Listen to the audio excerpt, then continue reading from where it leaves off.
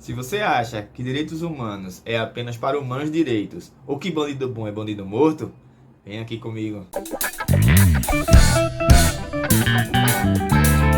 Meu nome é Pablo e a gente vai conversar um pouco sobre os direitos humanos e a situação específica de alguns presos do Brasil. Bom, esse jargão do bandido bom é bandido morto, ou do direitos humanos para humanos direitos, geralmente é utilizado para justificar algumas atitudes como linchamento público ou outros tipos de violência, né? E também a falta de investimento no próprio sistema penitenciário, né? Então a gente tem aí, todo mundo sabe, a gente tem aí celas superlotadas, alimentação de péssima qualidade, né? Até o sistema judiciário também, presos sem julgamento e tudo, enfim, uma série de problemas. Então, primeiro a gente precisa entender como é que se chegou nessa ideia das prisões modernas, né? Inicialmente, lá pela Idade Média, as penas que se aplicavam aos criminosos eram penas de tortura, eram penas de amputação de membros, essas coisas bem brutais mesmo assim, né? Então, com o advento das ideias iluministas, né, no humanismo e tal, se entendeu as prisões como lugares de recuperação do indivíduo. Ou seja, o indivíduo era preso, encarcerado, primeiramente para tirá-lo do convívio social e evitar que ele pratique novos crimes, né? E mais para além disso, para tentar recuperar o indivíduo e ressocializá-lo, né? Colocar ele de volta na sociedade. Pois é, né? Para você ver, em pleno 2023, tem gente que defende tortura, né? Como o próprio ex-presidente da República fazia, e ainda tem gente que acredita na Terra plana, né? Parece que a gente tá voltando mesmo para a Idade Média. Nessa mesma pegada iluminista, humanista, foi elaborado a Declaração Universal dos Direitos Humanos, que foi feito justamente depois da Segunda Guerra Mundial.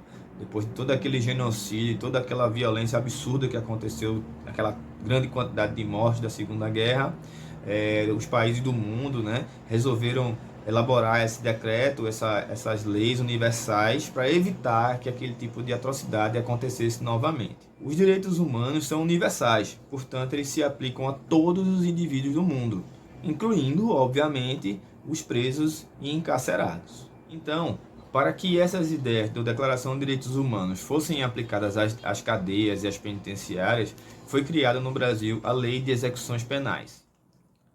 Então, a Lei de Execuções Penais no Brasil já explicita em seu primeiro artigo que a execução penal tem por objetivo efetuar as disposições da sentença ou da decisão criminal e proporcionar condição para a harmônica integração social do condenado e do internado. No terceiro artigo, ela fala o seguinte: ao condenado e ao internado serão assegurados todos os direitos não atingidos pela sentença ou lei. E no seu parágrafo único, ela diz que não haverá nenhuma distinção racial, social, religiosa ou política. Além disso, na Constituição Federal de 1988, no seu quinto artigo, diz que o condenado tem direito à vida, à integridade física e moral, à proteção contra a tortura e o tratamento cruel ou degradante. Ou seja, até aqui já deu para entender que esses dois jargões aí, o bandido bom é bandido morto, ou direitos humanos para humanos direitos, além de ser antiético e imoral, é também ilegal. Segundo o último censo carcerário, o Brasil tem 690 mil presos. Desses, apenas 3% recebem o auxílio reclusão. Mais de 60% da população carcerária é considerada preta ou parda. 75% tem até o ensino fundamental, o que demonstra um recorte de classe. Além disso, as cadeias brasileiras funcionam com uma superlotação de 54,9%. Ou seja, a superlotação é um problema crônico. Bem, todos vocês devem lembrar daquelas imagens lá de 8 de janeiro, da tentativa de golpe, né? Quando vários marginais adentraram o Congresso Nacional e quebraram, vandalizaram obras de arte, muito especiais, móveis, tudo muito... Daqueles vândalos, mais de 2.000 foram presos. Porém, nesse momento, apenas 294 continuam presos e guardando julgamento. Vocês devem lembrar também que esse presidente, que é apoiado por essas pessoas que invadiram, que agora estão presas, várias vezes fez declarações apoiando grandes torturadores da ditadura militar. Então, é de se imaginar que essas pessoas também compatuam do ditado que diz que bandido bom é bandido morto e que direitos humanos são para humanos direitos.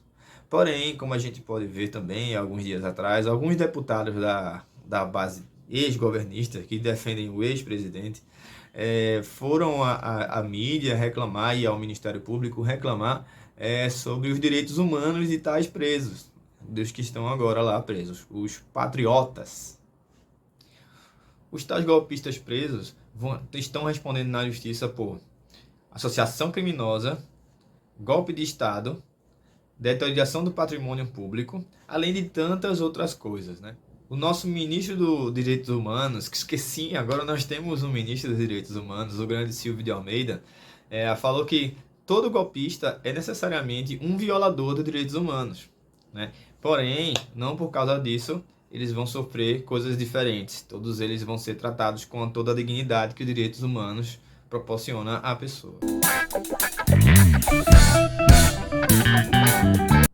Portanto, você aí que ainda acha que bandido bom é bandido morto, ou que direitos humanos são para humanos direitos, essa é uma experiência de um aprendizado preciosíssima, né? Porque finalmente as pessoas que tanto criticaram os direitos humanos durante tantos anos, que elegeram um presidente que elogiava torturadores, né? Elogiou a ditadura, e é um presidente que está o tempo todo ostentando arma e tem um discurso altamente violento.